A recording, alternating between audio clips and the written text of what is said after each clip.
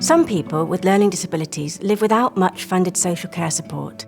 Often, they have support from family, friends, or community members who aren't paid for this. In this film, we explain what we've learnt about the lives of people with learning disabilities who receive little or no formal support for social care by reading what has been written about them in research studies.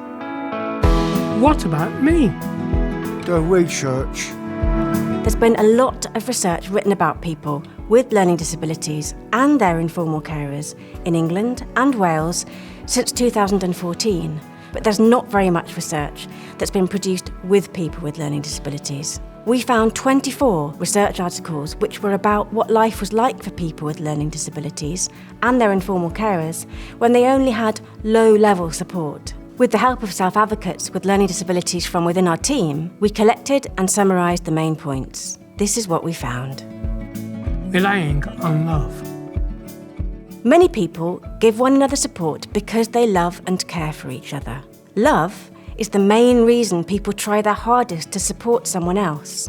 Even when people are struggling because they don't have enough money, they prioritise the person they love over other important things. This can be really hard and tiring for both people. Since 2014, the government has reduced the money available for social care for disabled people, and this is part of what has been called austerity. This loss of paid support means a greater reliance on love between people to make up for the gap in care.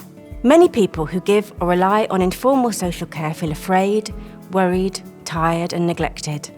Caring for each other when one or both have important social support requirements can take a lot of energy, even when the energy is powered by love. Sometimes, family carers felt invisible. They said that when they were ignored, this made it harder to support the person they cared for in the ways they wanted to. Not being acknowledged or listened to by services meant family carers couldn't always give the kind of care they knew was required. Why don't they just talk to us about care? There's quite a lot of research that asked family carers what it was like caring for a person with learning disabilities. But there was very little research that listened to what people with learning disabilities thought and felt about the care they received. This is a problem because when there are two people in a caring relationship, it's important to listen to what both people think and feel. If researchers do ask people with learning disabilities what they think and feel, they sometimes don't ask in a way that's accessible. In other words, they don't change the way they speak or write to be more clear. This is not fair or respectful and makes people with learning disabilities feel as if they are not as important to researchers as other people. A burden is a heavy weight that's difficult for someone to carry. Often in the research, people with learning disabilities are made to sound like a burden for other people and society. This is not the right way to write about people, and it is not true. Many researchers also seem to ignore the fact that people with learning disabilities also care for other people. Carers need to be cared for too. Services in the age of cuts.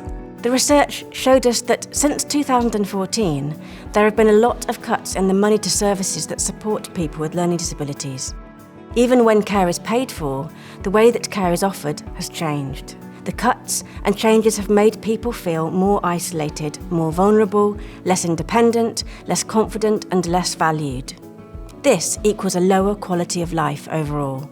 The research also shows that how much support you get depends on where you live in England or Wales, and we don't think that's fair. One size doesn't fit all.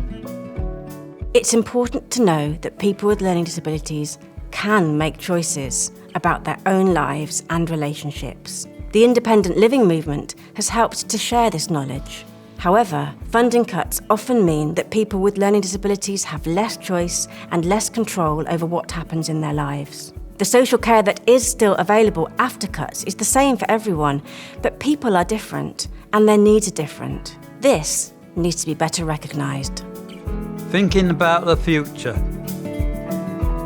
Parents and other family members worry about what will happen to the person they care for as they get older or pass away. Many people with learning disabilities also worry about what they will do when this happens. The government and service providers seem to think more about designing the ideal service of the future, but less about what changes can be made now. It's important that the government and the services provide better support right now, and to also think about the future. Self-advocacy by people with learning disabilities is really important. It helps to make sure people's rights are understood and protected and should be supported and prioritised in the future. It's important that all future research about people with learning disabilities be conducted and written differently. People with learning disabilities are not a problem, they are equal members of society.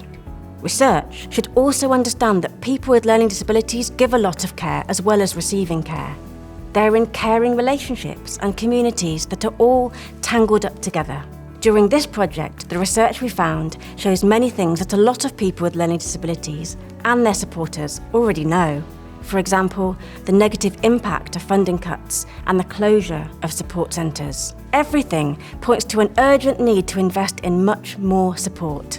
In the next film, we'll talk about interviews that we did with people with learning disabilities and their informal carers.